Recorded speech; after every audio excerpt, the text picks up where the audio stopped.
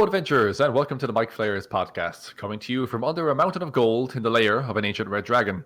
I'm your host, Conor O'Brien, and joining me as always is my co-host, Mr. Martin O'Dwyer. How are you doing, Conor? How's crack with yourself? Okay, buddy, how's things?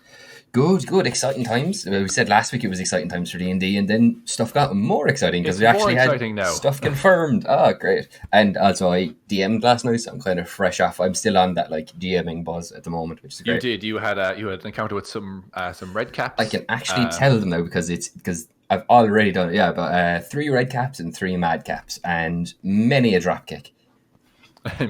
What book are the mad caps in again? I think they show up under red cap as variant from what I remember.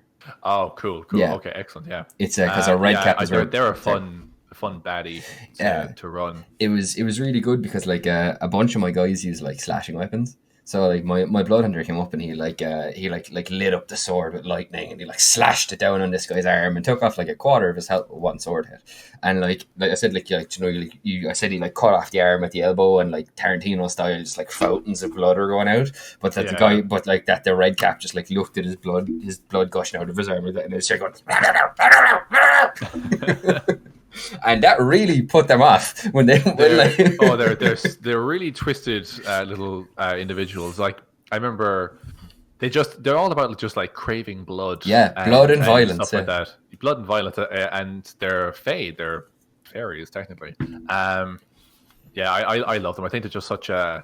They show they're one of the few things where like a lot of fae stuff can be like fairies and pixies, and it's mostly pretty and kind of glittery and stuff. These guys. They look like little gnomes or little, garden gnomes almost. Mm-hmm. But then they just have this uber ruthless bloodlust that really shows you the more twisted side of the Feywild, which I really enjoy. I kind of like I don't know why I thought about it. Like in my head when I was running them, I was like, these are like evil animaniacs. Oh god, yeah. But like if animaniacs would hit each other with hammers and they would just like rubbery bounce back. These guys would hit you with a hammer and crack your skull open and feast on the juicy innards. I drop kicked my sorcerer in the jaw with a mad cap, and it was great. Yeah, you were saying that you made it strength saves for their ability to kick you and knock you down, which is when you've a pretty high dex party, it worked really well. yeah, you gotta adapt to your players. You gotta challenge them. That's what I'd say. Sorry, but Candlekeep stuff. I'm like, oh god, mysteries. So yeah, for anyone who hasn't seen it already, just this week, they announced Candlekeep Mysteries, which is a new book for D&D coming in March of 2021. It's got 17 new individual kind of short form adventurers, each one written by a different writer, I believe. Yeah. And it kind of encompasses levels 1 to 16. So this is kind of a book in the same vein as Ghost of Saltmarsh or Tales from the Yawning Portal. Yeah. I really enjoyed Saltmarsh. Yawning Portal, didn't super grasp me, but I think there was a big nostalgia thing with Yawning Portal, and I didn't play D&D back in the 80s or whatever because I wasn't alive. But I think there's a really cool option, or Saltmarsh got me way more because there's a ton of really cool nautical monsters and you have the ship rules and stuff like that. So I'm looking forward to see what this is, and there's a lot of cool writers on it as well, so that's really cool. Yeah, I actually just like watching other stuff and kind of looking up news about Candlekeep. I heard a couple of the authors really exciting stuff, like Marisha Ray is writing one of the adventures. Deborah Ann Wall is writing another one of the adventures. Oh my god, I'm completely blanking on Kate Welch. Kate Welch is writing another adventure. And because she left Wizards, so I wasn't sure, but I guess maybe she's doing other stuff and still doing that on the side or something. That's really cool. Because Kate kind of spearheaded. She did Ghost of Saltmarsh, and she did a great job. I love that book a lot. Absolutely, so that's really cool. Thank you for inventing that horrible disease that my character got when he fell in the water. It was a lot of fun. Yeah. The blue something or other. I can't remember what it's called. It's something you get from the undead, the water, the drowned undead creatures. The blue spot. It's really gross kind of thing, but and you only had it for a very short while. The genie cured it for you. So he also gave me a zombie back as my party member. Well, that's a whole other kettle of fish. Get it, fish, because nautical. And then Mark Humes from High Rollers has also written an adventure for it. Yeah, Mark Humes. That's really cool. A few other names I'm looking at here as well. Mark Humes is there. Jennifer Kretschmer, who is on... What's the other streaming show that Todd Kenrick does. Oh, Silver and Steel. No, she's not in Silver and Steel. The other one he does. He does a couple. Oh, I'm not. I'm not super up on the actual official D&D channel live stream. She's in that anyway. Chris Perkins, as always, Yeah. he's always got a credit on these things. How do I forget Chris Perkins? He's amazing. Amy Vorpal as well. She's a regular in all those yes. stuff. Yeah. I'm not super familiar with her work, but what I've seen her in and seen her do, I've really enjoyed. She's usually involved in a few different D&D, any of the annual events they do, and I know she's friends with a lot of the Critical Role. I was going to say, didn't she used to do like a comic book show on Geek and Sundry or something like that? No, there was a different girl along with Taliesin and someone else.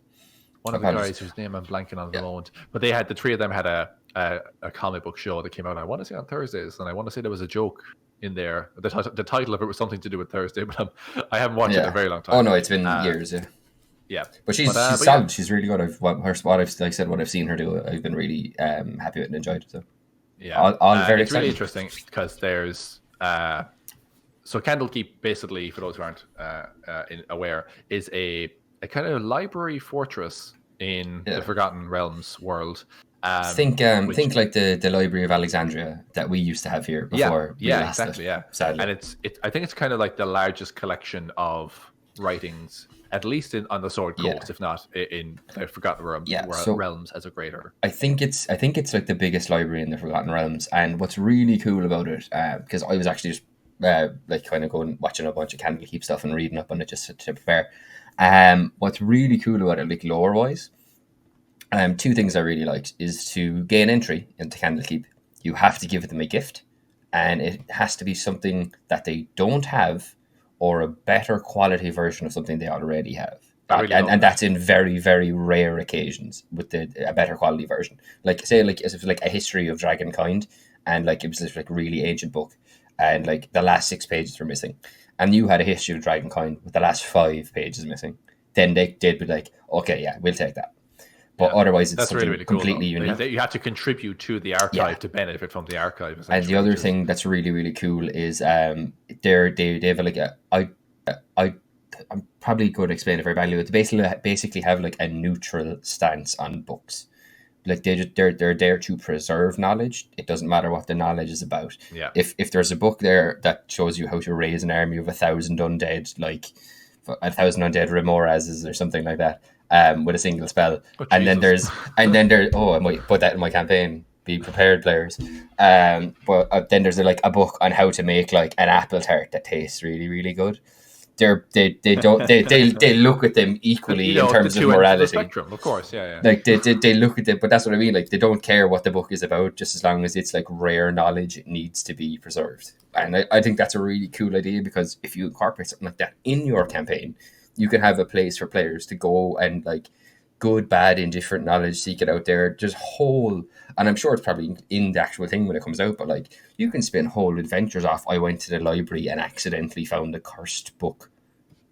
Oh yeah. It's really great I'm actually hoping, just because you mentioned a bit of the lore there, I'm hoping they handle it in such a way that, so kind of like Ghost of Saltmarsh, the first chapter of that book, it tells you about Saltmarsh as a town, how its government is, what factions are there, the usual shtick.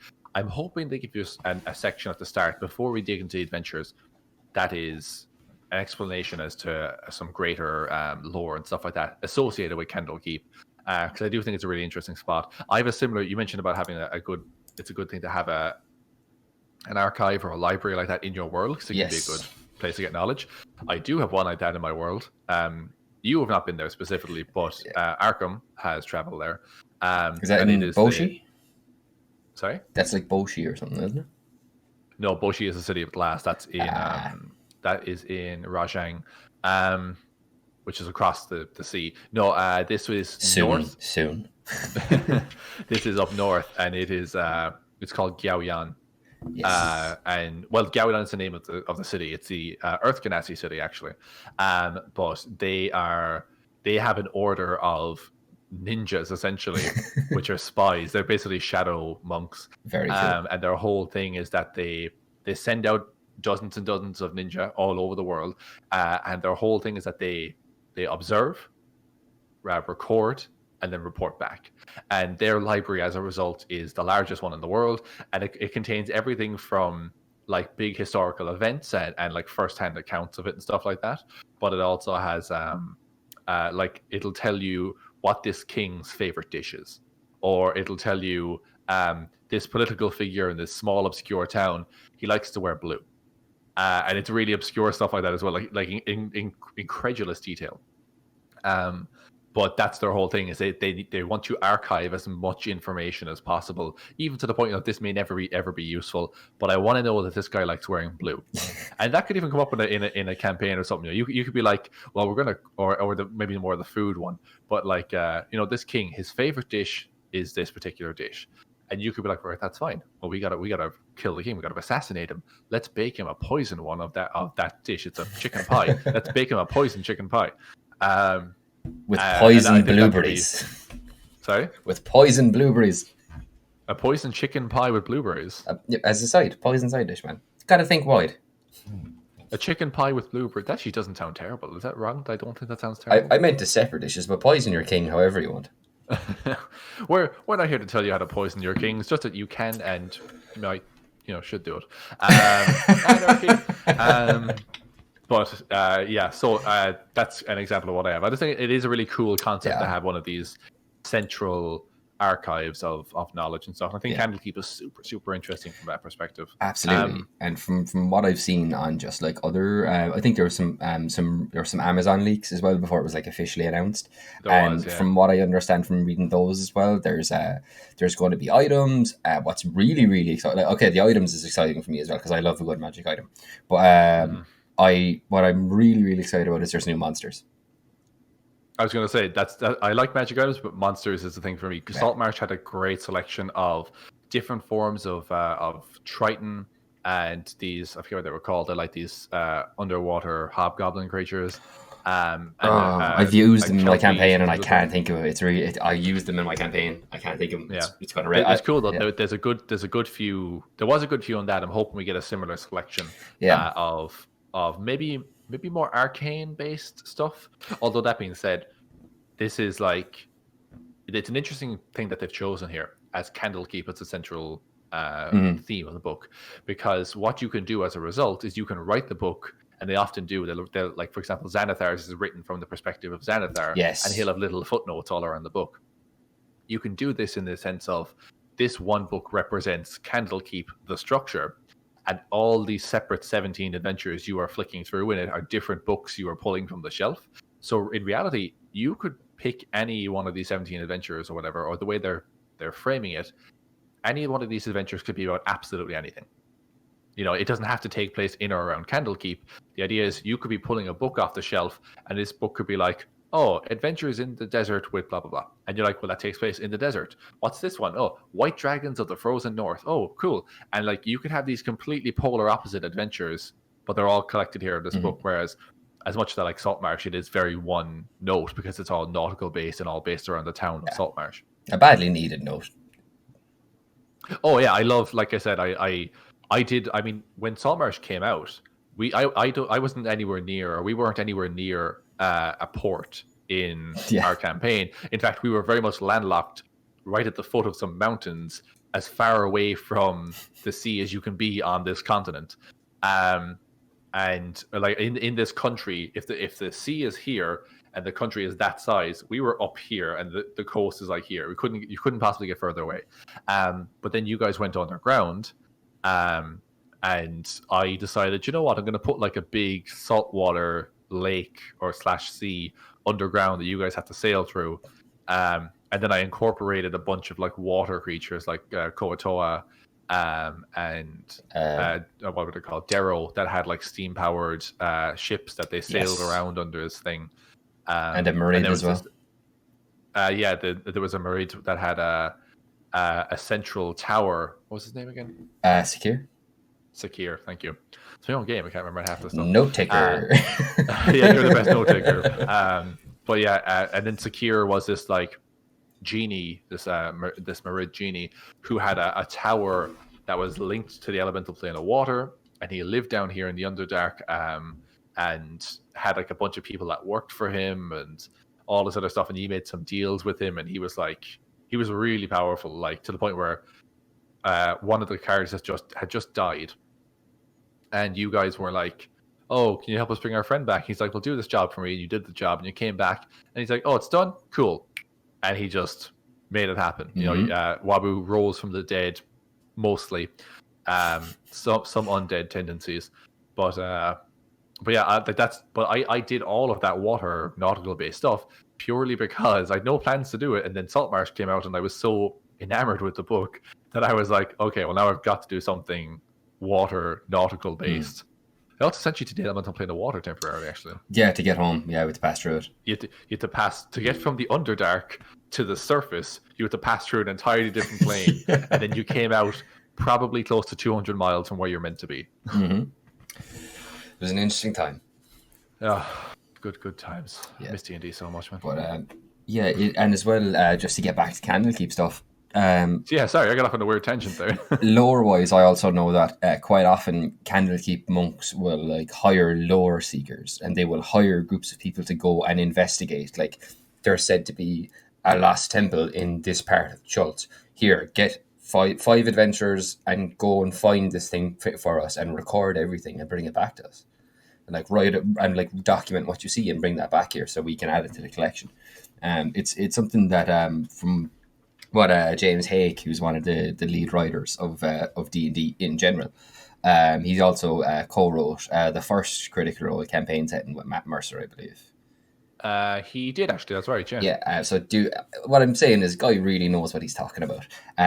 He was qualified. Yeah, he was. What he was saying, like, very, very often they said they just like send people out to find stuff, and like as soon as he said that, I was like, oh, you could do such a cool like Indiana Jones style adventure based off that. Yeah, absolutely. Like, so cool. Like, that's such a great hook for an adventure, and like you can spiral so many things out of that as well. Like, say like you're sent to that temple to discover. While you're there, you piss off a cult because it's their temple. You know, or desecrating their temple to steal something belongs to their god. Is it the first? I'm almost certain it's the first Indiana Jones Ark of the Covenant when he's Raiders with the Raiders of the Lost Ark. Yeah. When he takes the statue and he moves it around. Yeah. But like that whole opening section with the plane and everything. Yeah, but then all the locals are like throwing spears at him because he stole something from a sacred temple of theirs. Yeah, exactly. Yeah, absolutely. I'm actually just looking here because I thought of it. If you were to do something like that where you're sent on a fact-finding mission, Order of the Scribes wizard, which only came out there in Tasha's recently. Perfect for that kind of setting. Cobalt Soul Monk. Cobalt Soul Monk, yeah, which is available on D&D Beyond now. Really cool class. Indeed. Ooh, God, that's so. Someday I will be a Cobalt Soul. Yeah, I think you were talking about potentially doing that next campaign. Yes. Because they're just so cool, and that's such a cool idea as well. Just like, and I love that they're like the people they send, like their fighters are called expositors because they beat it out of you. Yeah, it's so great. Really cool. But yeah, this Candlekeep is so it's like super evocative. I love, and like I'm actually like kind of raging at the same time because I have a great library in my world. They've used it. My party have used it multiple times now. So in my world, light and knowledge are very closely linked. It's the same deity. It's the goddess of light is the goddess of knowledge, because it's just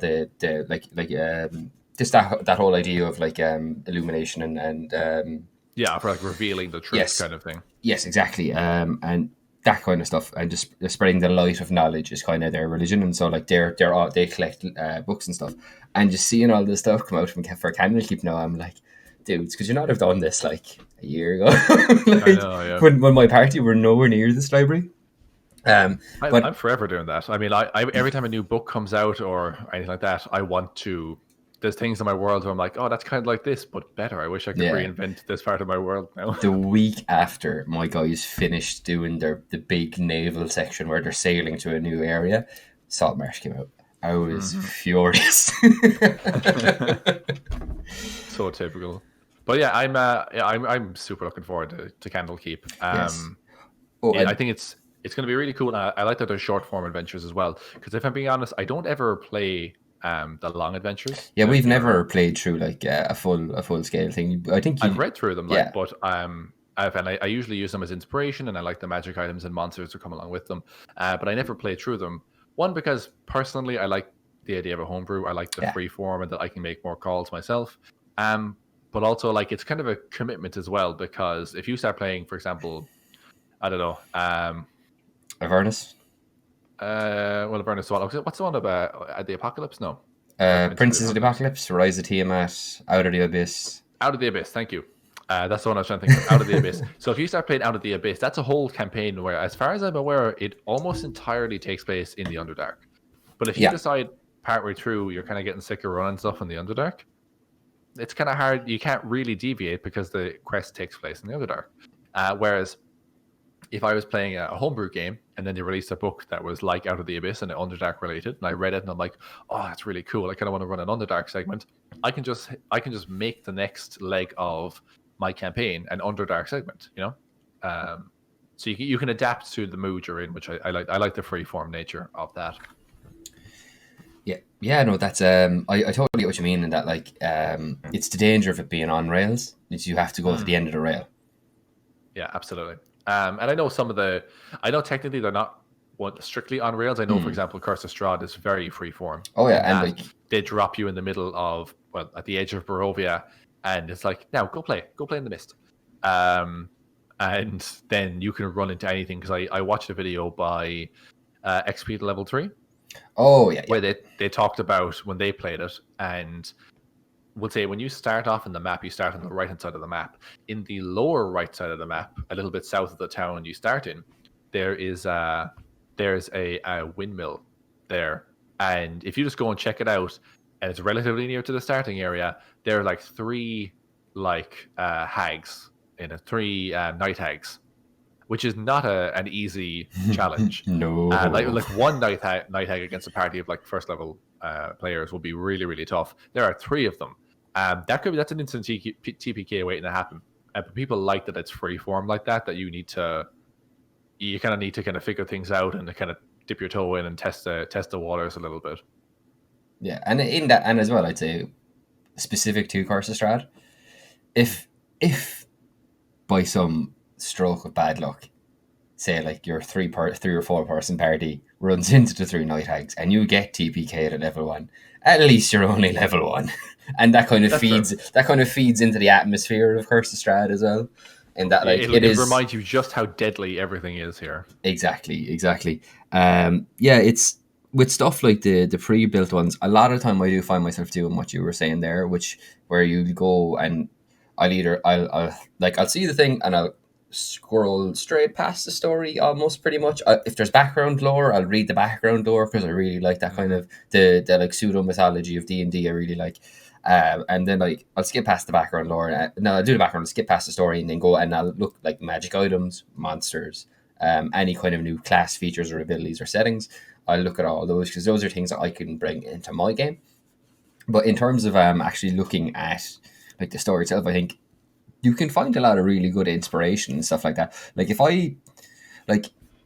if you want to run a campaign that heavily involves giants, Storm King's Thunder is right there. It is a ton of really great giant lore and a ton of really even if you were to just read it for inspiration on what to do, or like just an idea of what kinds of things can happen in that campaign, what kinds of missions you can go on, what kinds of enemies and monsters are going to rise in that kind of a setting. You can get ideas from that and then bring that forward into your own stuff. That's very much how I treat all the adventure books, as inspiration books more so than hard adventures that I'm going to run.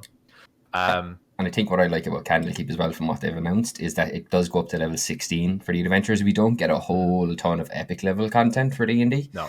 You rarely get anything past like 14. And to be totally fair, I'd like to be totally fair to them. It makes sense because if you look at the stats on it, most D&D campaigns peter out around 10th level. Yeah, the average is like that, and there are the occasional ones that go to like between 10 and 15. But the thing is, like, I think the 1 to 16 is actually very smart, because at 17, 18, like 17th level is the capstone for a lot of classes, for a lot of classes, and then obviously 19, 20, 18, 19, 20, you get some insane things with some classes that are insanely broken. Moon Druid, for example. Primal Champion for Barbarian, +4 to your strength, +4 to your con, and your limits to both increase by 4. There you go. Like, you get some stuff that's just really, really difficult. Like, honestly, it'd be difficult to write a book that would adequately challenge a player when you're talking about levels that high. It's just so up there, you know. Like everything, every single threat would have to be a world ender. Yeah, absolutely. Yeah, you could never just do like you're on your way to the dragon's lair. Some lizard folk. No, not a chance, because you decimate any of the lizard folk. Look out, Itchy! He's a lizard folk. Sorry? Sure, that thing in The Simpsons. Look out, Itchy! He's Irish. It's like, look out, Itchy! He's a lizard folk. But yeah, it's just it's hard to challenge players at that level. We've played that. I've run a campaign that went up to 20 level, which our last campaign. I did not envy you at certain points there. Oh man, every single encounter I created was homebrew. I could not use any basic stat blocks from the book. Everything I did was like, oh, this thing has a +7 to hit. Well, now it's got a +11 to hit, because otherwise I'm not hitting anything for this fight. This thing has, I don't know, 80 points of health. Well, guess not. What? Now it has 130 points of health, because otherwise my players will knock it out in a single round. You know, everything needed to be buffed, and I had to give everything extra attacks and spells and all this other stuff. It immediately gets very out of hand. Not to mention, I gave you guys some game-breaking magic items. But yeah, I think they're smart with going from level 1 to 16 like that. I think it's the window in which the game is still, I don't want to say fun, because the game's always fun, but it's the window in which the game still makes sense. Once you get to 17 upwards, that's when you're throwing too much coal in the engine, and the train is probably going to run off the track. I'd say class 16 maybe is like the points where like challenge and player level both kind of meet an arc, and then like challenge starts to go like this, and player level goes like this. Yeah, players just get more and more powerful. And like I said, unless you're throwing multiple Tarasques at a party, it's not going to do a ton of. I find it very, very, very difficult to challenge you guys.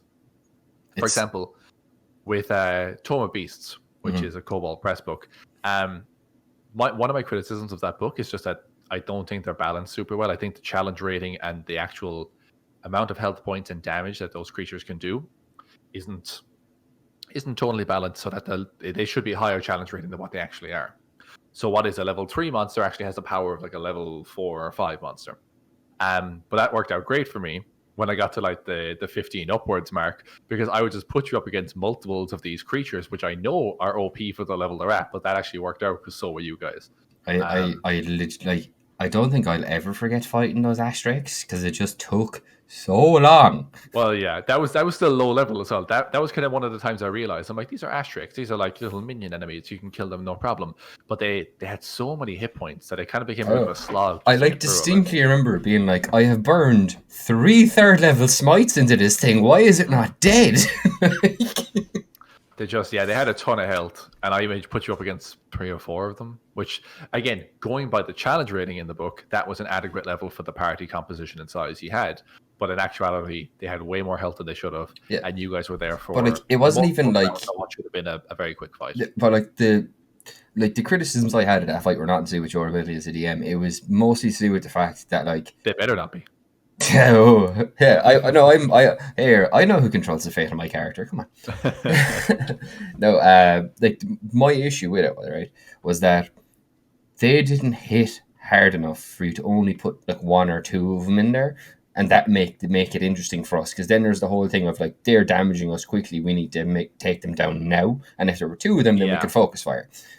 Or you could go the opposite way and you make them not do as much damage, but you reduce the health pool. Because I remember just being like, I don't think I even had the crazy broken like +3 like bank door shield.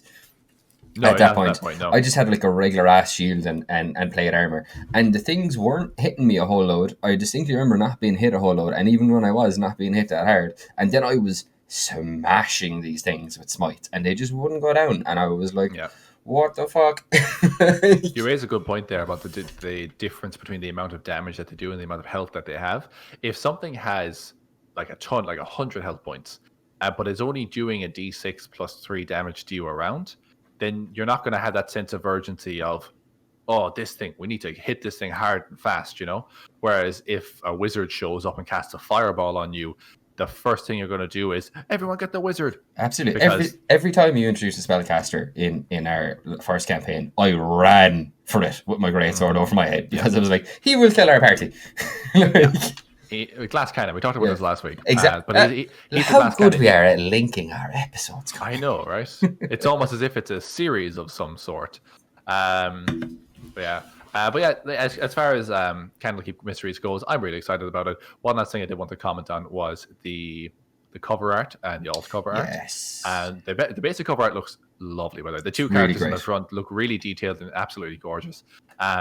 The alt cover really gets me because it has the font and everything on it, has a real 1920s kind of vibe to it in my head.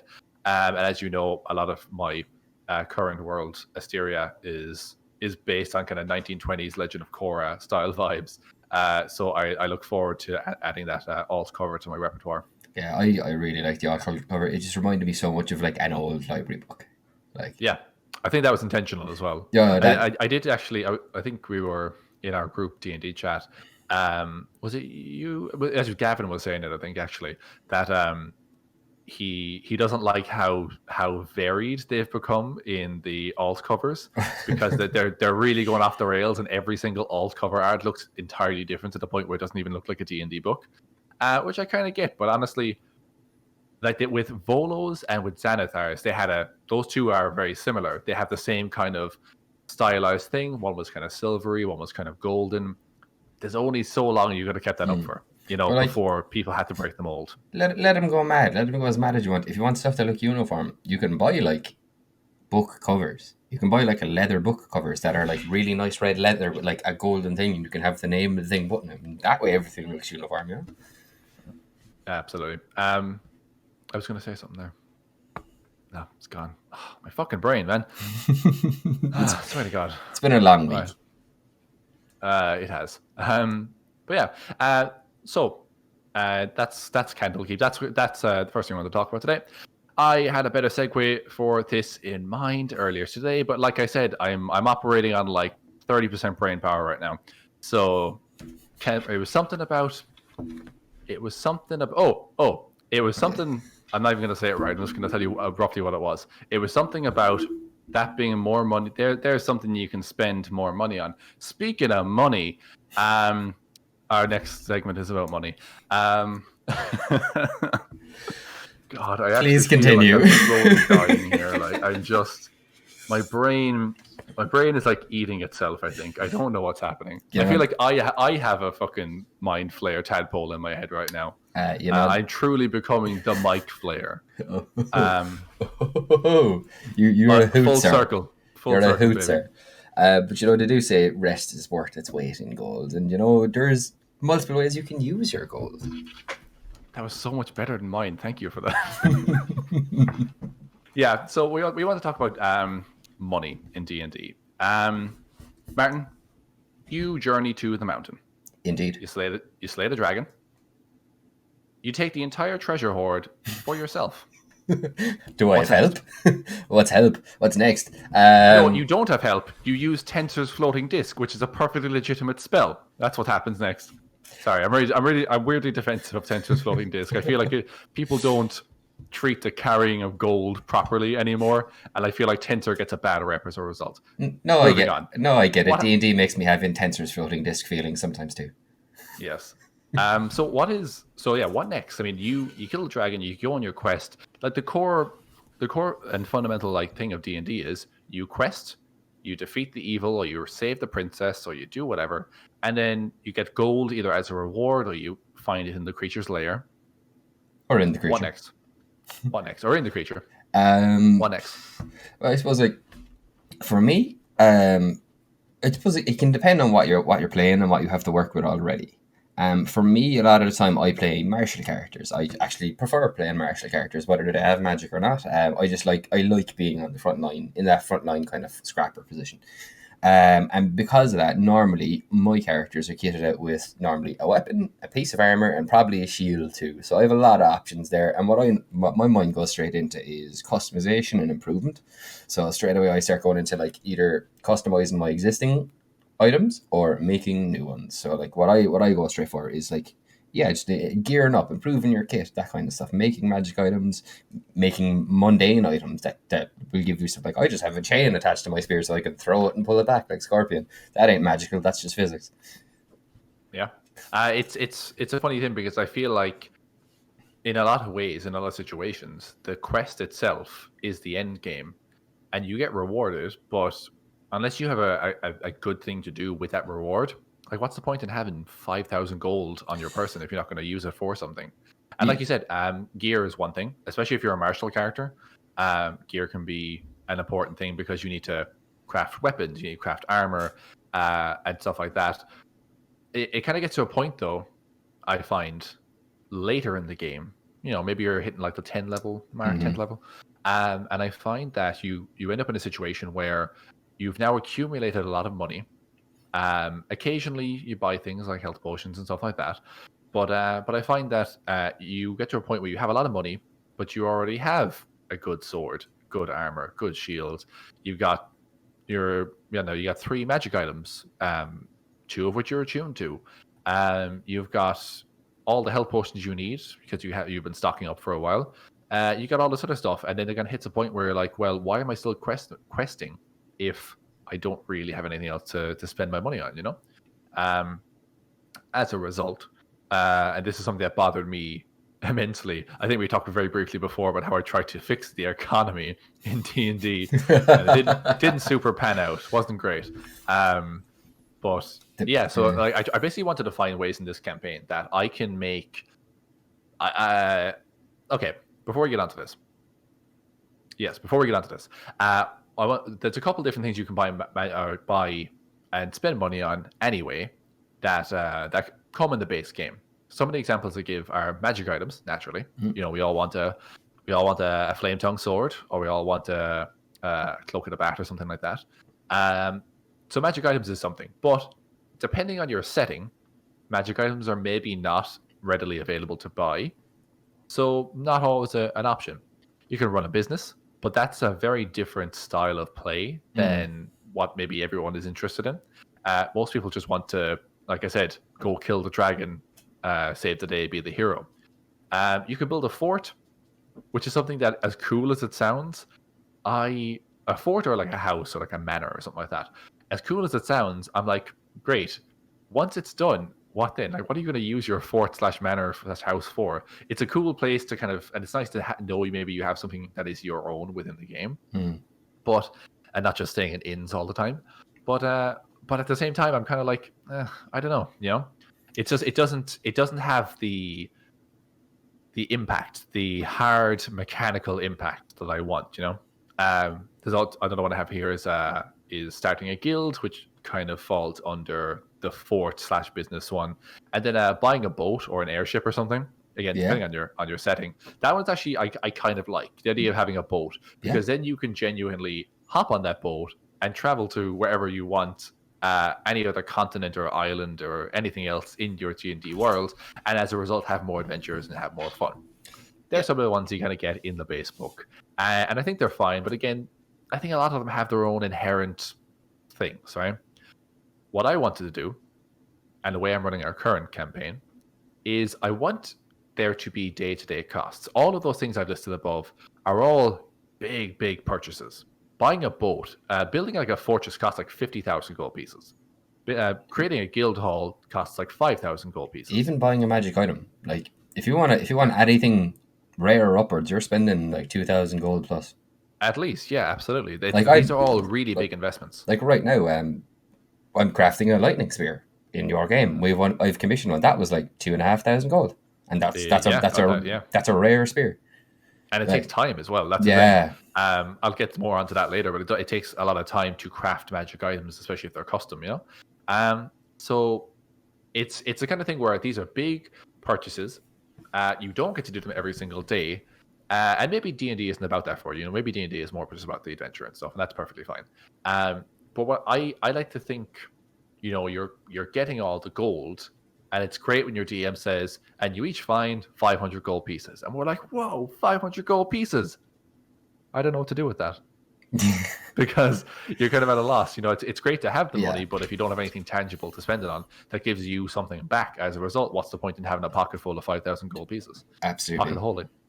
I think one thing that you left out there that I think only now has become something that can actually have a mechanical benefit, something that only used to be cosmetic, that is now actually a legitimate way to spend your gold and actually get a mechanical benefit from it, are pets. Yeah, true. Actually, yeah, you can actually, if you wanted to, pets or hirelings. Hirelings are actually mentioned in the player's handbook as well. But now, because of the new companion rules, in the psychic what rules, they call the psychic rules in Tasha's Cauldron of Everything, feel free to check out. Martin, help me. What episode is it of our podcast where we talk about this? I believe that was episode 4, Connor. I think episode 4. If not, just look at the playlist. It's on the playlist. It's called "Our Sidekicks a Problem." There you go. Check out that episode if you want to hear us talk more about sidekicks. But yeah, absolutely. Actually, you can hire a hireling, and they can be a member of your party, and they can actually like power up your party as a result, or give you more to do as a player, because you're now kind of maybe managing 2 people, whether it's a person like a mercenary you hire on, or in your case, like you get a dog and you train them, and now you have an extra piece on the board essentially. Yeah, absolutely. And because prior to Tasha's, like, again, pets, we talk about it in the side class episodes. Pets were very much like a cosmetic thing. It was like a fun thing, Oh, my character has an owl and it lands on the shoulders and goes, hoo, isn't that cute? And every time something bad happens, it's suddenly nowhere near. Every time he says hoo, we laugh, and it's an inside joke. Yeah, but that way, but now, like, in real life and just be like, hey, Martin, hoo, am I right? And we both crack up laughing and no one else knows what's going on. Oh, God, let's never do that. But yeah, that's one thing that just jumped out into my head as you were listing that out. But yeah, it's what you were talking about there. Where a second ago, you were saying, you get to maybe 10th level and you've a couple of 1,000 gold sticking around. You've held potions because you're pretty powerful now, and sometimes you might not take some hits in combat, and there's just a couple of health potions sticking around. My players are kind of in that exact situation. Sometimes you have 25 armor class. So like most of my players anyway have a couple 1,000 gold each at this point, just because they've been doing adventuring things, and like as a necessity of adventuring, and particularly if you're doing like epic scale stuff, you need to throw in a bit of treasure every now and then, like as some sizable rewards. If you're not going to throw in magic items, you're getting some gold, maybe some lore, or like some clues to a plot, that kind of thing. But yeah, they're actually in that at the moment, and I've a few different things players are coming to me with now, because I have made them aware that downtime is coming after this arc. They're almost finished this arc, and I've made them aware downtime is coming, and I keep emphasizing the variety of things you can do with that downtime, because it is hard to think of things to do to spend your gold on. One thing that I always thought was quite good and quite useful, and that you can get a mechanical benefit for spending your gold on, is training of any kind, either to learn a new skill, for adventuring, what can be incredibly useful. Spend the time and spend the money, learn a new language. Yeah, absolutely. And have each of your party learn different languages as well, so you absolutely. But yeah, that is absolutely one thing, and you bring up a really good point there, which I was going to jump onto. Thank you for reading my mind and predicting that. Is downtime, because we mentioned like magic item crafting, running a business, building a fort, buying a boat, starting a guild. All these things are fun, they're good things to do, but even just take the starting a guild one. 5,000 gold, achievable. 50,000 for a fort is a lot, but 5,000 for a guild is relatively achievable.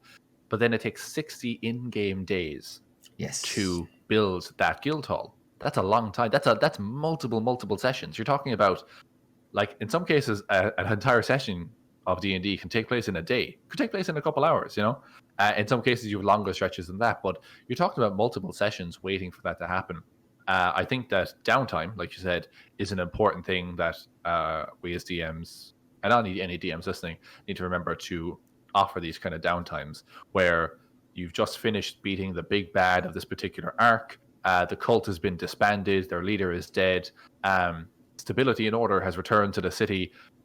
Maybe take like a month and a half, maybe more, and let your players do something in that time where they can craft magic items, they can commission a guild hall or a fort, they can look at having a boat built or something like that. But they can train and learn a new language, like you said. I think these are super important things that I know I didn't do a lot in the first. And like outside of adventures to make these magic items to start your businesses. Currently, like you said, you're crafting a lightning spear. There's like some other magic items in there as well. Aerith is trying to start a like an aberration hunters guild. I know that Wabu is trying to make a horse-drawn tank. he's kind of there already. Really, we've got a wagon with a ballista mounted on it at the moment. Yeah, a wagon with a ballista, and he's getting some more cabins put into it where you can sleep, and there's like armor plating and a few other things. He's spending a lot of money on it, so I'm gonna have to do some sort of like high-speed chase through a city where you're on that shooting ballista bolts at people and something like that. I don't know. By 20th level, we're gonna have a Megazord. I'm calling it now. he keeps trying to push it that way, like it's gonna be like Optimus Prime and just like transform into this big thing. Oh yeah, and you'll have like a walking mech suit by level like. Before you get sent the Facebook message, I'm showing the drawings. Yeah, because you live with Mike. So yeah, Mike will be. He always runs things by you, and then he sends them to me, and then I'm like, okay, and for yeah, you can have an armored tank. Why not? For clarity reasons, he'll show it to me, and I'm like, yeah, man, that's cool. Not sure how you're going to make it in D&D, but but here's the thing. Yeah. Here's the thing. Mike puts a lot of time into that shit. Oh like, yeah. When he wanted to make this thing, he sent me now. They weren't like engineering drawings, but they were rough drawings, and he was like, he sent you like concept art. Oh yeah, and he's like, here's what I'm thinking.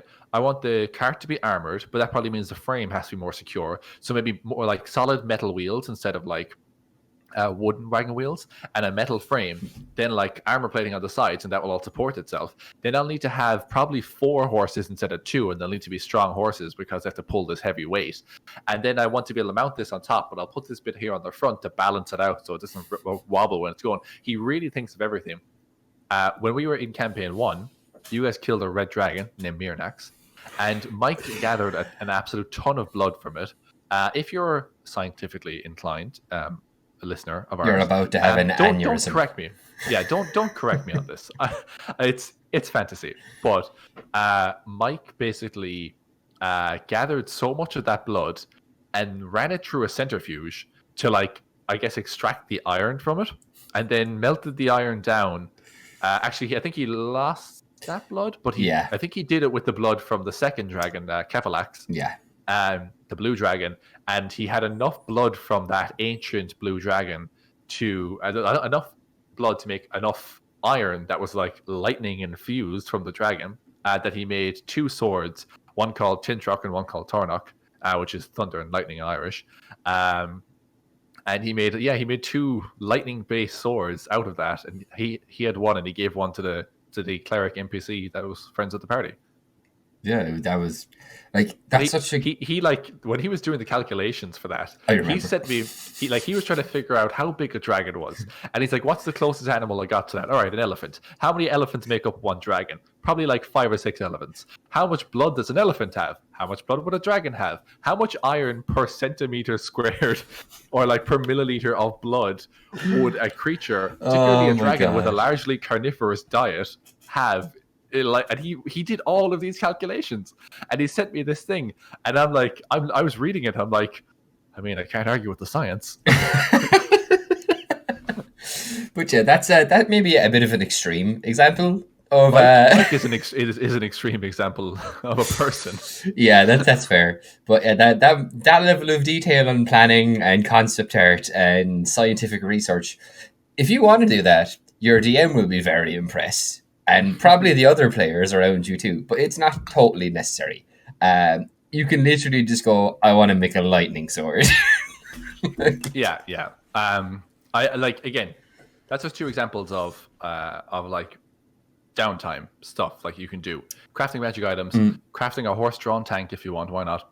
I entirely redid my character's appearance in our first session of downtime. I completely changed all my armor. You had some straightforward armor, some basic armor, I think, and then you made some blackened like hound helm style armor with some, I believe, some etchings, some Celtic Yeah. etchings and stuff in it. Yeah, Very, very cool. I like, and there's no like mechanical benefit for that really. Like it literally didn't change any of my stats, in terms of my armor class or anything like that. No. It all stayed the same, but it was purely for aesthetic and story reasons. And like that's a solid way to spend your gold. If you want to represent a story change on your character, your appearance is a really good way to do it. Yeah, absolutely. And like, and that's the thing though. Like, you're someone who finds enjoyment and benefit, even though not mechanically, you find benefit in that, because for you, you're like, I know in my head,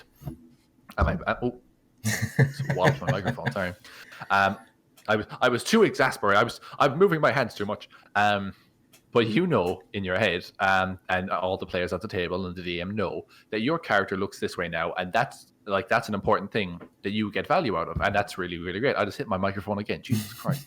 But you get value out of that. Yeah. I suppose it really is what you that's value. Not for everyone, though. Not everyone gets that kick out of their character looking different. Some people want harder mechanical benefits to what they're spending their money on. Yeah, no, totally, and that's an absolute, like, there's nothing wrong with that either. I'm like that very similarly. It's just, I suppose, personally speaking, I care quite a lot about like the aesthetic of a character and it making sense and reflecting who they are and what they've done and like that kind of a way. But there's entirely people who are always like, yeah, whatever. Like, I'm not doing anything unless it actually like mechanically benefits me. I'm not spending gold unless it mechanically benefits me. That was Tara. Is perfectly legitimate. And like I said, I'm like that as well. That was Tara. Yeah. In campaign 1, Tara wouldn't spend money on anything unless she got something like mechanically. I'm pretty sure Tara never once described her clothing or anything like that changing or anything like that. But she would only get something or pay the gold for something. For someone who lived in an isolated monk village, like a commune thing, she had a lot of affinity for money and hanging on to it. Very capitalistic. Yeah, exactly. Yeah. Imagine coming out of a socialist kind of commune thing, and you hear this thing called money. But that was a running joke, actually. Early on in the campaign, she couldn't understand money, but she hung on to it very, very tightly. Yeah, I suppose in terms of what would be the first thing you would look for if you were to think of, like, say someone give you like 3,000. Say you character, you're like 10th level, you've 3,000 gold. What's the first thing you jump for? Depends on the character, I guess. If I was let's say Ren, your current character. Say someone give you. I know you're nowhere near level 10 now, but say someone give Ren right now. Give Ren 3 grand in gold. What would you do? I think probably the first thing I would do, just based on him now, because right now he kind of has a magic sword and he has a few other bits. He's only level 3. Yeah, but that's kind of like the perfect case though, because you have your magical gear already.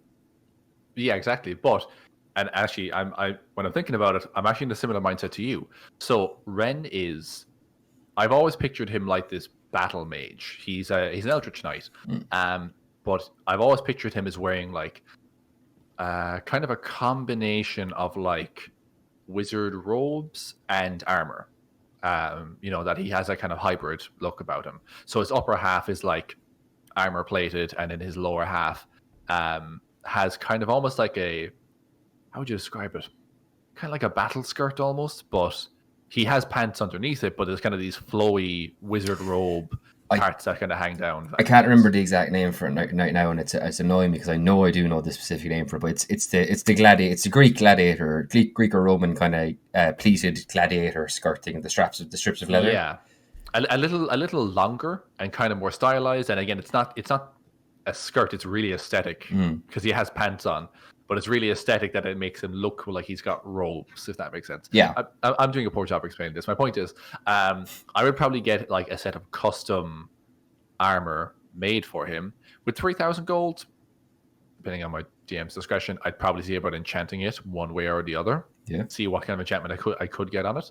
But I would do that, and I would describe it very like you did with your blackened hound armor. I would do that for myself, and I would be like, right, it's probably looks like this, and I think I would put an emblem like this on it because I think that means a lot to him as a person, and it's this color and blah blah blah. And I'd probably do something like that, to be honest, if I had it. But I'm of a similar mind to you, where it's nice if it has mechanical benefits, but also it satisfies me to know in my head, because it is a role-playing game and that's where we play this, that my character has evolved in an aesthetic way, if nothing else, you know. Yeah, and there's usually a reason behind that aesthetic as well. Like, there's a reason all my armor went black and like he hides his face now. Like, no character in our group has asked Lug why he changed his armor yet. But if he does, there's a conversation there to be had. Oh, the guys are going to watch this now, and they're going to want to. Yeah. I'm going to say something, all right? They're going to hate me for this, all right? They're going to hate me. If they watch this episode of the podcast and then they immediately message you, either in our group chat or personally, and go, "What's the conversation?" I want you to tell them you have to wait until next session, and your character can ask Lug. Oh yeah, I was going to say that anyway. Yeah, cool. Okay. But yeah, see, that's like kind of stuff you can do in your downtime, giving people downtime to be able to spend their money. Because again, a lot of projects that are in D&D already are long haul projects. It's not something you can do in a day or in a single session. So I think during that, things you can do, like you can craft armor in downtime, you can do research. One thing I think people forget an awful lot, you can just work a job. Yeah, totally. You can just, if you have carpentry skills, if you have blacksmith skills, even if you're just like a fighter or something, or like you're just a barbarian, but you worked as a militia in a small town and you were getting paid. I did up a spreadsheet of how many days you were working, and I tallied it out, and I like minus cost of living and everything. You literally did payroll for our D&D game. I did a payroll for the entire party, and I did everyone's different amount of days working, because some of you decided to travel, and days that you're on the road, I'm like, you're not earning money then, and you're spending X amount on rations those days as well. So that was all in expenditure. And then I had, this is just something that I enjoyed, I like spreadsheets, but I did all the days worked versus costs of living, and then I subtracted other things, because in that time you actually got the most money. You got like 800 plus gold out of that, but because you crafted some custom armor, you ended up coming away with the least amount of money at the end of it, because the armor cost X amount to make, you know. Yeah, but like, worth it though. Say again? Worth it though. Oh yeah, absolutely. And like you said, I think we're both the kind of people that get the kick out of evolving our character or changing our character's aesthetic. I mean, it you know, it's something that we get into the game enough that there is that. Yeah. But you know, you can also be a kind of player, and you said it's perfectly fine, and it absolutely is. But you can be the kind of player that's like, I don't really care what my character's clothes look like. I want to be more powerful, or I want this or I want that. Yeah. And to that effect, a few different ways that you can do this is, and it's one thing that I reinforce in my world as well, is the having ways to spend your money that do benefit you. You know, I try to give you guys reasons to spend your money, but not just because you stayed in the inn for the night, you got to spend a gold piece or whatever. It's like you get a benefit from that. So one thing I do with you is I do track food and rations. This doesn't really give a benefit. That's just more for me. That's more for the DM. But I only track it when you're out on the road or on an adventure. I'm like, how many rations do you have? 10? That's 10 days worth of rations. And you guys can mark it off each day. And I like that from a survival aspect. But that does require you to buy those preemptively. That's one way of you know, charging that kind of stuff for you. You had a very good thing where because of your background, you can gather or hunt at a more efficient rate than other people. And you like traded a deer in for some already prepped meat, and that was all of your rations for the quest you're currently on. But again, that's a benefit in the sense that, well, not so much a benefit, but it's a mechanic of the game where I am charging you this because I want for you to have a reason to spend money. Yeah. You brought up a good thing there as well, just as an addendum, like, we'll continue on what you're saying there, but this is where your background can really come in. Oh yeah, absolutely. And like, even like the guild artisan background lets you work in a guild, and I forget what the exact thing is, but there's benefits to being someone who just works in the local lumberers guild or the local I don't know, blacksmiths guild or something like that. You can access business style things and earn money that way in your downtime. So one thing, a rule that I'm very proud of, it's probably my most proud rule that I have for our homebrew stuff we do this campaign. It's super simple. It scales really, really well. And it's not at all OP. It's just a little bump. So in D&D, technically speaking, if you're not role-playing like you and I would, but maybe you're someone who is very like logic driven, and you're trying to like go, well, why would I pay a gold piece to stay in the inn for the night if I can just, I'm a barbarian or I'm a ranger, I'll just go into the forest and sleep in a tree because that's what I'm like. The benefit I wanted to do, I wanted to give you guys reasons to be able to sleep in an inn. And why would you sleep in the poor place, or why would you sleep in the aristocratic place as opposed to the poor inn? Is there a benefit in paying more for one or the other, you know? When you can pay a silver piece to stay in the shitty place and the rough part of town, why would you then pay 3 or 4 gold pieces a night to stay in the upper part of town? Makes no sense. So what I did is I introduced a rule where there's like 6 different types of classification to inns and stuff like that, and that you can stay in. So it's squalid, poor, modest, comfortable, wealthy, aristocratic. And I pair those off in 2s. And if you stay in a poor or squalid place, when you wake up, it's like the well-rested bonus in Fallout or Elder Scrolls. If you pay to sleep somewhere, you get a well-rested bonus. And you wake up with 1 times your proficiency bonus in temp HP. If you stay in the modest or comfortable place, it's 2 times your proficiency bonus. And if you stay in the wealthy place, it's 3 times your proficiency bonus. And this scales up really nice because obviously your proficiency increases as you level. So that early on, if you're just starting out, you don't have much money, you stay in the poor place and you only get 2 extra HP. But when you're a first level character, especially if you're a wizard, you might only have 7, 8, 9 HP. So having 2 extra HP can make a difference early on like that. But when you're like a 20th level, or we'll say 17th level character, you have a +6 bonus or proficiency bonus, and you can be like, well, I've been adventuring for months or whatever. I can afford to stay in the really fancy place. I'm going to get 18 temp HP when I wake up tomorrow as a result. I think it scales nicely, and it gives you a reason to want to pay money to stay in an inn. If a mechanical kickback for it, Totally. And like as in terms of like user experience, to use a technical term, I've never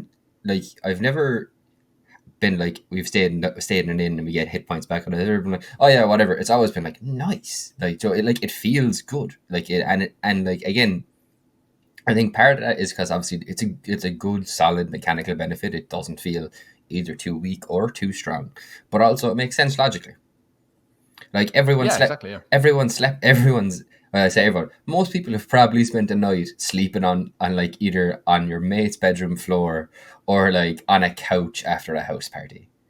Yeah. And everyone has their own bed, which they're like, oh, this is the most comfortable, lovely bed in the world. I feel so good when I sleep in it. You know the difference. You know the difference in how you feel. And if you want to represent that as like temporary hit points, I think that's a really, really, really solid and really creative way to do it. I once slept on a couch. There was a 2-person couch. I'm 6'1". It was a 2-person couch, and it was probably maybe only 4 or 5 feet wide, and I'm 6'1", and it had these awful hardwood armrests on the side, and I had to put my legs kind of like if that's the armrest, my leg had to come up and over it like that, and it was the most uncomfortable night's sleep I think I've ever had. Yeah. So in that case, I would only get 1 times my proficiency bonus in temp HP. But if I was staying in my own lovely bed that I'm comfortable in and it's all my own, I'm obviously getting more benefit out of that. Exactly, and like I said, it makes perfect sense. You can relate to that. Absolutely, and like I said, I'm trying to give you guys reasons to spend your gold daily, because I feel like as well, like it happened last campaign. I think I've talked about it before. There was a time towards the end of our last campaign. I am paying attention. I am paying attention. I'm just going to really actually quickly check how much gold Lug has. But carry on. Okay, cool. But there was this time last campaign where towards the end of the campaign, you guys went to this artificery in a place where magic items are made inside of a university, and you asked me, could you combine magic items? Now, normally I'd be a hard no on that. But I decided to be like, yes, but. And what I said was, yes, but it's probably going to cost you, like, I don't know, a lot of money, like maybe like, I don't know, 8,000 gold pieces or something like that. And you looked at your phone and you went, oh yeah, I had that. And I went, what? And I realized that you guys hadn't bought anything in months and months and months. So you had accumulated crazy amounts of gold. Each of you had between like 8 and 10,000 gold pieces on you. And I'm like, oh, well, I've already said yes. So yes, you can of course attach your cloak of flying to your armor of fire resistance. Yeah, that was great. So broken. But so that's why I like when money is more of a regular thing in D&D. When you're paying daily to stay somewhere, or you're considering, right, we're going on a quest, it's going to take us X amount of days to get there. I need to plan and say I need at least 12 days rations to make it to this spot, maybe 14 if something happens and we get sidetracked. So I'm going to go buy 14 days rations. I want you to be thinking about the mechanics of this as you do it. And like between tracking food and then like the resting in an inn and stuff like that, those benefits, I think, or those things that cost money, give you guys a reason, day-to-day expense, that you can be constantly thinking about. Not in the sense that I want you to be worrying about it, but in the sense that it's like, it's just another little layer to the game. I think adds a bit of immersion. Yeah, absolutely. And just as an example in the difference, and obviously how often we're using gold and how I think obviously shows like more conscious you're being of it now. At the moment, I have 267 gold, 140 silver, and 40 copper. For platinum, you said? No, 267 gold, 140 silver, and 40 copper. Oh, 40 copper. Cool, yeah. That was another thing I tried to do when I tried to fix the money, the way money works in the game. I decided that essentially a silver will be €1. And I will just come up with the prices of everything based on what I think the value of that item would be in real life in euro. And that fell apart very fast. Yeah. There's a big disparity between like what things cost in D&D. Like, I think like you can stay in a poor level inn for 2 silver pieces. I think that will also, like, 2 silver pieces, if I'm not mistaken, might be like 2 pints as well. Yeah. If you think about it in real life, that's like a tenner. Yeah. Tenner or give or take for 2 pints. You would not get a room pretty much anywhere for a tenner for one night. So like it's just a weird way money does not work 100% right in D&D. Yeah, it's always kind of a challenge sometimes to think of exactly what you can do to kind of get that, particularly if you have an excess of it. Because an awful lot of DMs will not put a magic item shop in their world, because there are issues that come with that. I experienced that quite a bit in between say levels 5 and 8 in my campaign, because I put a magic item shop in the first big city they went to, and I was having fun using it, and I was having fun doling out magic items, and very quickly discovered I'd overloaded my campaign with magic items. And now it's kind of rectified itself, and I've introduced the crafting system of Centaurs, and that's made things a lot better. But yeah, it's definitely something I had to deal with. And I think if I had thought more about how better to give better options to give players to use their money rather than just a magic item shop, and also priced those things appropriately. Like, I'm looking at you, Steve. You got away with murder with that flame tongue dagger. I think I charged him like 200 or 400 gold for a flame tongue dagger. And what? Yeah. That's a rare item. That's an extra 2d6 fire damage. Okay, this one is just... it is 2d6. Yeah, sorry. Yeah, I was real dumb early on. Yeah. Looking at you, Steve. But I mean, you're absolutely right, though. I mean, I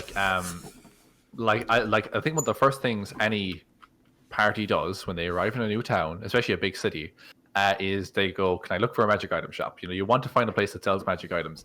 And the thing is, as a DM, we want to give you magic items, but it's so easy to overload the party. Oftentimes I find when I go to a magic item shop, I only show about maybe 3 or 4 magic items, because if I show, I can't just hand you the Dungeon Master's Guide and go, pick what you want, because one, I think that's not very realistic, that any shop in any city in the world will just have a Daren's instant fortress just lying about. There was or like a holy avenger just sitting in the corner of every single magic item shop. But then I think like players feel a little underwhelmed when I'm like, these are the 5 items I have, and they're either not the items that they want, or I don't know, they're too expensive. But again, that's just what you kind of got to do. So you got to give them other options other than the magic item shop to spend their money on. Yeah. One thing I do in this campaign, and I've discussed this at length with you, so apologies for reiterating this I'm always for happy the to chat audience. this. But one thing I do in this campaign, and it partially works in with the theme of the campaign, but it also works, I think, for correcting how magic items are treated in my world, is a lot of my world is based on kind of a 1920s vibe, at least economically, where the art of crafting true, real magic items, like a Dragon Slayer longsword or a Holy Avenger or whatever, people don't really practice the fine art of magic item crafting like they used to, because things are organizing in my world into guilds, which is essentially like corporations, but they're guilds, are collectives of people rather than individual mom and pop blacksmiths and stuff like that. And it's to represent the shift in the 1920s between small businesses and large scale commercialized department stores and stuff like that. You know, you can find, and it's not just one blacksmith or one bookshop or something in a single town. There's a chain of them in every town in the kingdom, because it's large scale corporate business and stuff like that. Not to the comedic degree that Acquisitions Incorporated does it, but you know, still in that vein. Yeah. And as a result of, no one really wants to spend, I don't know, 6 months, 8 months, a year crafting this +3 longsword with fire and all this other stuff. They'd much rather, from an economic standpoint, from a capitalist standpoint, they would much rather craft in that time 10 swords that are +1, but they're temporary and they only last a short while. Or everything's about consumables. It's all about, they want you to keep buying a new one. There's this thing in engineering. So I did engineering for a couple of years. Wasn't great at it. But one thing I came away with, which is a very interesting fact, is that when items are designed, pretty much from like the turn of the 20th century kind of onwards, people started designing things to fail. Things are designed to have a certain lifespan, you know. They want for you to buy a kettle, and they know for themselves that the materials and stuff they put into it, this kettle will probably, with good care, last 5 to 10 years. But they want you to come back and buy another kettle in 5 to 10 years when this one inevitably breaks. Things are designed with a failure rate and stuff like that, you know? So in the same sense, magic items are being treated like that, where no one's going to spend months artistically crafting this magnificent legendary sword. No, they're going to spend a week at a time crafting these, I don't know, I use whetstones, magically enhanced whetstones that can give you a +1 sword for 8 hours, but then you got to come back and buy another one and another one and another one if you want to keep having that +1 sword.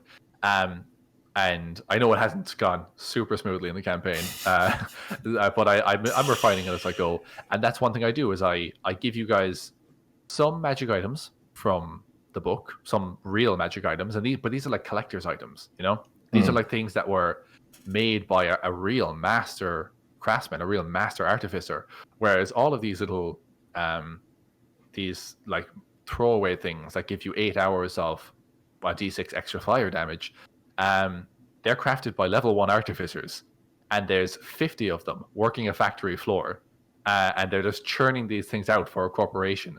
And it's all like, it's a little bit Bioshock Infinite, where you have the vigors that you can drink and they give you magic for a temporary time. It's stuff like that. They want to be able to give you the ability, you too can be a fantastic adventurer with a magical sword, or the greatest wizard ever known, For an hour. magic lightning at your fingertips. But it comes at a cost, and it only lasts for 8 hours.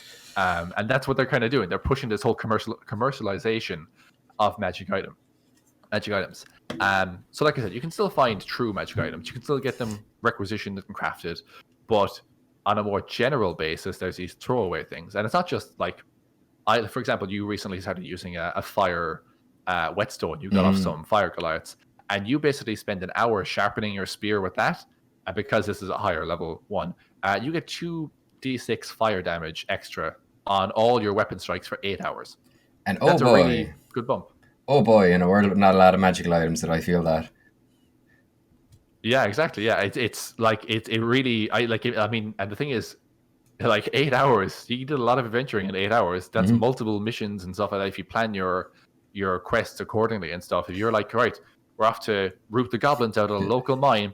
All right, guys, give me an hour there. I'm just going to sharpen my sword. Boom! It's basically a flame tongue dagger because it's 2d6 with that particular whetstone. But anyway, it's something that I want for you guys to go in and think.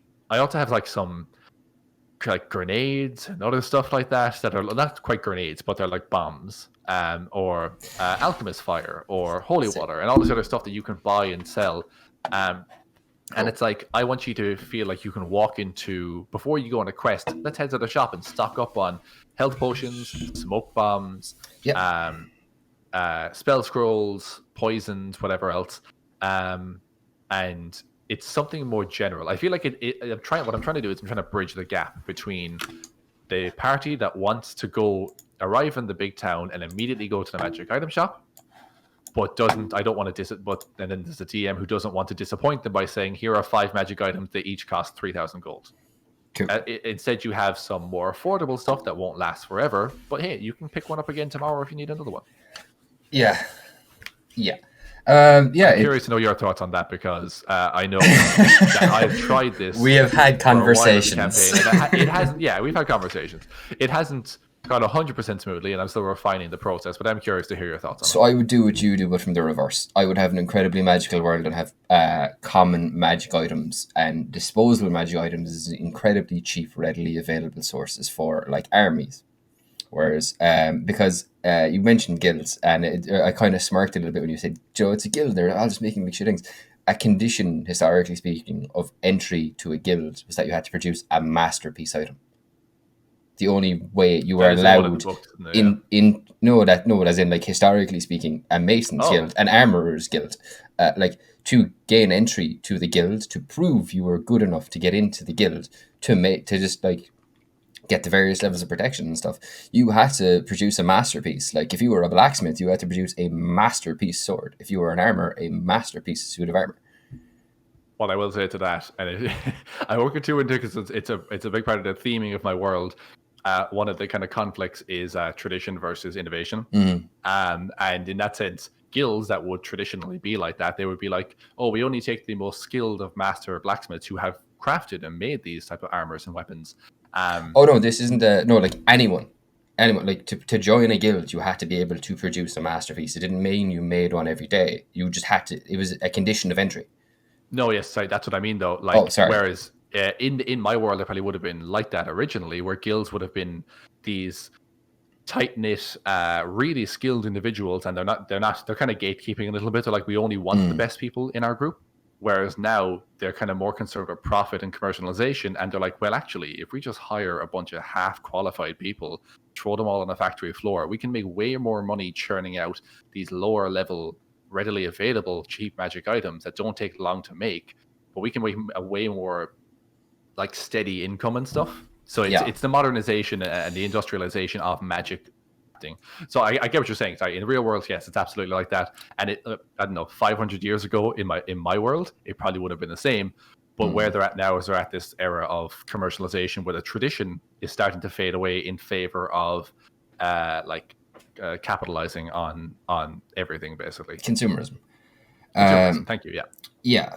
So I can see that. Like it's not how I would run the game, and like I'm not saying I don't enjoy it. Like I said, using the whetstone now after because I've had a +1 spear from level 5, 6, 5 or 6, something about that. Yeah, so I'm basically about like half the time I've been playing D&D now. In this campaign, I've had like a +1 spear, and to go from a +1 spear to a +1 spear that does an additional 2d6 fire damage. Wow. Made a big difference. Made a very big difference, particularly for a martial character. And I think that's something you have to be careful of. I think that's something you have to be very, very careful of if you're going to introduce rarity in items. Because if spell books are rare, or if like a ring of spell storing being very rare isn't going to affect a wizard all that much. It's not going to affect how they do their job all that much. A flame tongue sword or anything like that being rare is going to affect paladins, warlocks, fighters, monks, rogues, clerics, some bards, But particularly any of the martial classes, it will affect that incredibly strongly, and you have to plan for that.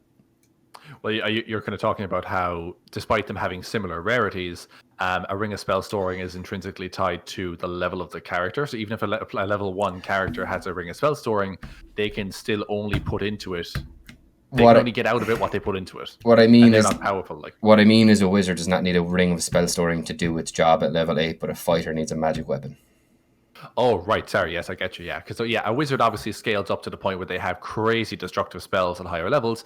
Fighters and other martial classes get more attacks, fighters more so, but don't always get the same scaling and damage. So they kind of require magic items to... If you were a 20th level fighter and you have a regular iron longsword, you cannot kill a dragon.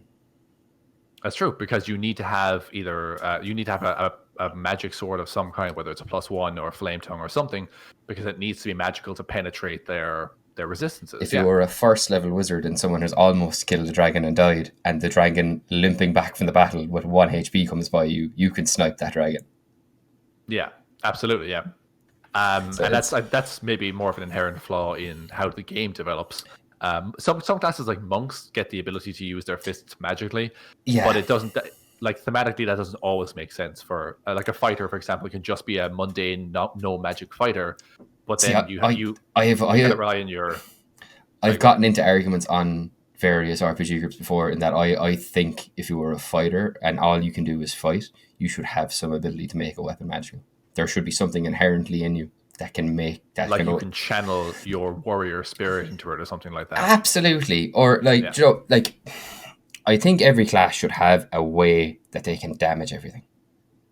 Yeah, I would say that's fair. Absolutely.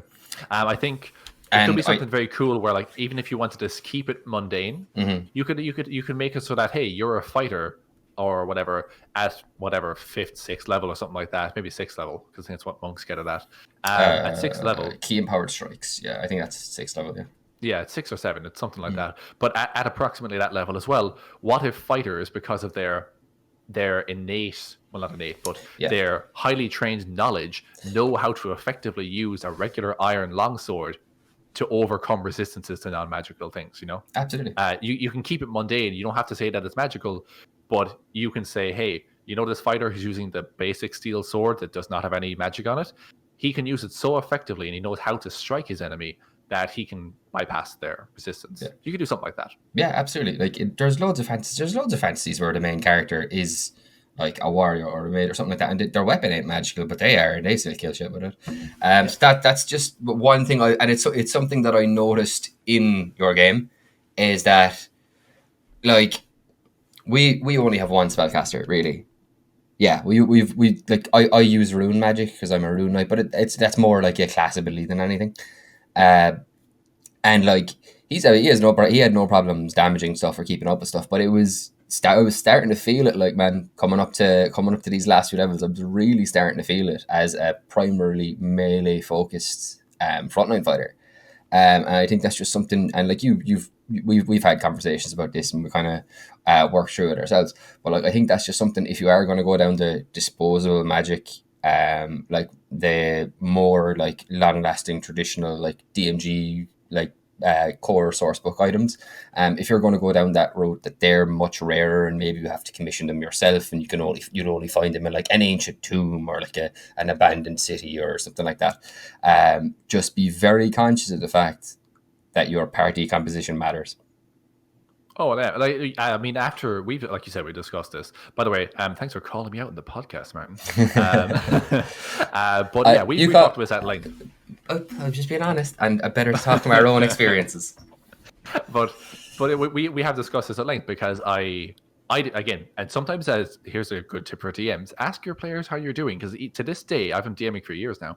To this day, every now and again, I'll go, "Hey guys, how do you feel about how the campaign is going?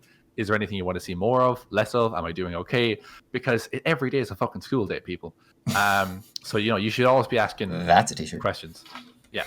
So you that's the thing. One of my old managers in the hardware store I worked in used to say to me the whole time. Apparently, it's stuck. But like after discussing this kind of at length with you, because we've had multiple conversations about how, because I wanted true magic items, as I call them, to be more of a rarity, and to feel, partly because it's just the world I'm building, but also partly because for you guys, I want it to be a big deal when you find one of these things and it's really precious to you, you know, and not just like I don't want to get the kind of magic item saturation where like, hey, look, a third flame tongue dagger, Yeah. and you're just sick of it.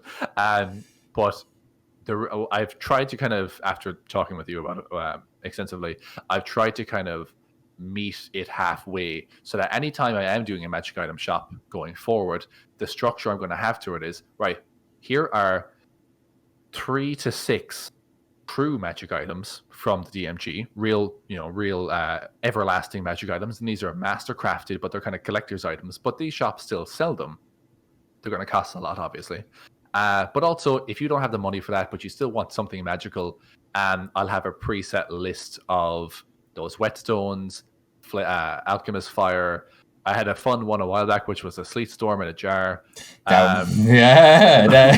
Alchemist frost, is it? Alchemist frost, yeah. you thought it was alchemist frost, and you threw it, and I'm like, oh, that jar, okay. And then, like, all of a sudden, a huge area of the forest is caked in like sleet and snow. I'm so happy I didn't throw that at my feet. Oh my god! I know, right? Insta kill the whole party. That was but yeah, that was actually, but like, yeah, I want to have basically a mixture of the two. And like I said, I had gone I had a concept and I ran with it a bit too far, and I'm kind of glad you reined me back in. So like I said, anytime I go to a thing now, I will have the option of true magic items, but like, here's the thing: when you I said this a while ago, when you have a magic item shop, most times when players go into it in most campaigns, the DM gives them 3, 5, 6 magic items. How is that a shop? How is that a full functioning business if you only sell 3 to 5 magic items? How do you pay your bills? Like, did you sell one thing a month ago and you're still living off of that? Or do you do the old, hey, you look like a guy that wants one of these? It's just, I don't know how that's a business, or how you justify a whole store when you only sell 5 things.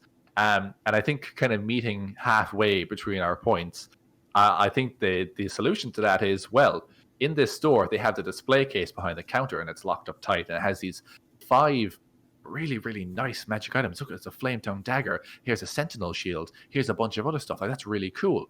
But then there's a bunch of other disposable knickknacks around the store that people come in on a more regular basis to purchase, and that's your difference. It's like, well, I own a comic book shop. I sell the daily or the weekly issues and stuff like that. But also, here's some collector's editions and stuff like that cost over 100 quid, 200 quid. And people don't buy them daily, so I can't make a living on that. But people buy the other stuff daily, and that keeps me going until I find someone who comes in and wants the limited edition collector's first print model or whatever, this particular comic book. And it's kind of that mentality. So I'm trying to meet halfway. I'm trying to clear my name after Martin sullied me on the podcast. I did not mean that to sound as harsh as it did. I apologize. You were very, very open to my ideas. But my hands up, like, my hands completely up. I was going too far in one direction, and I'm glad you called me out on it when we discussed this previously. I'm glad you called me out on it, because otherwise I would have kept going, you know. And I need to be reined in a little bit. But I do see that I was definitely going too far in the opposite direction. And I think, like I said, having a mixture of both disposables still captures the flavor I'm going for, this consumerism flavor I'm going for with my world. But also does a really good job then when you can have the true magic items, and people who prefer the traditional. Like we said flame tongue a lot in this podcast. Frostbrand. People who still want true magic items. If you have the money, they're there for you. But if you don't, and you know you're going to face down something that has resistance to non-magical weapons, and you can't afford a true +1, +2, +3 sword, well, hey, guess what? For like 1/10 of the cost, you can make your sword a +1 sword for 8 hours, and then it will get through the resistances of that creature. So you might think, well, look, right now, economically, this is a better option, but I'm going to continue saving, so eventually I can get that +2, +3 sword. And to speak to your whole thing, you're saying like, it's about mass production and kind of producing like large quantities of things for profit. You can't tell me that if you're an artificer that's cranking out a bunch of like whetstones will make your swords magical or silvered or whatever for 8 hours. You cannot tell me that every single watch army militia that's wealthy in the next like 100 miles isn't going to send someone down to be like, hi, we'd like to open a business relationship with you to supply our men with these things. Like Exactly. and like I think that's where it's a stroke of genius, is it, when you look at it in terms of large scale. Because when it comes to stuff like armies, they, generally speaking, they're gonna try and pay the least amount for the best benefit. And they're not going to commission 8,000 magic swords. They're going to make 8,000 regular swords, and they're going to come to your artificer and go, "Hello, sir, please make us 8,000 whetstones." Yeah, because and like maybe it's a thing of like, we don't always give our soldiers magic weapons. Maybe they only get them when they need them. So we don't want to give every single soldier a +1 magic sword. That'd be ridiculous and really expensive and a huge one-off cost.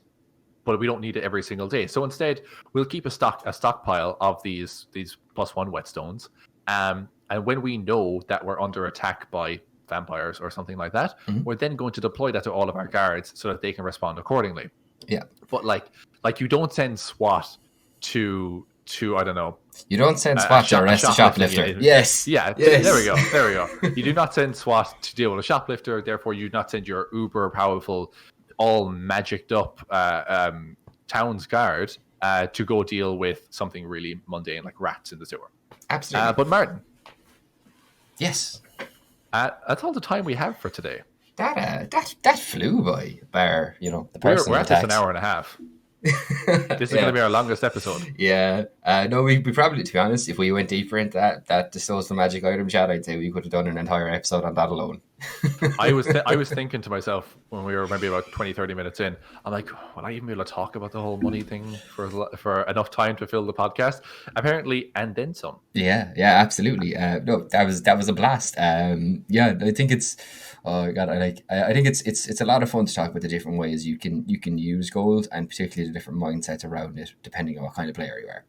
Yeah, I actually like that the two of us have two different approaches, because I think that makes for a much more interesting conversation. Because otherwise, I could just sit here and be like, I think it should be this, and you could go, yes, it should, and that's boring. That's not. I don't even think it's that different either, our approaches. I think it's the same approach from a different point of view. In that your approach is magic commercialization. It spreads rapidly, so you're just going to make the cheap stuff. Whereas the viewpoint I would take on that as well, if magic is spreading that rapidly, it means that the stuff that used to be exclusive to only the master tier now comes down a tier and there is more common, and stuff like disposed magic items then you just cranked out real easy because everybody has to have an apprentice, and you're gonna have to have specific things that you make to prove your levels in the apprenticeship, and that's where stuff like the disposable items would come in my world, where I'd be like, your master artificers are the guys making your Frostbrand longsword and your crazy thing, and then those really that you said Frostbrand. I know, that's why I smiled when I said it. But look, yeah. I'll stop there before we end up tearing off into like another 20-minute discussion. Yes. So, if you have any questions you'd like to ask, stories you'd like to share, or topics you would like us to cover, please tweet us at MicFlayers on Twitter. You can also find us on YouTube and Spotify. Martin, where can people find you? Yeah, you can find me on the internet on Twitter. So sorry it's over, which is right there. You can find our MicFlayer Twitter. That's also down in the bottom far right corner there. In terms of myself as well, then I'm on Instagram at Art of Murt. That's MURRT, and I'm on Twitch at twitch.tv/Murt. That's MURT. I've been away from it a little bit, but I'm planning on getting back to it now that I've sorted out an issue with my streaming software. Brilliant. You can find me on Twitter at 0.Conor, ZEROPOINTCONOR, 1N. That's very important. And also here every week on the MicFlayers podcast. So thank you all for joining us, and we'll see you guys next week. See you next week, guys. Have a good one. Bye-bye. Cool.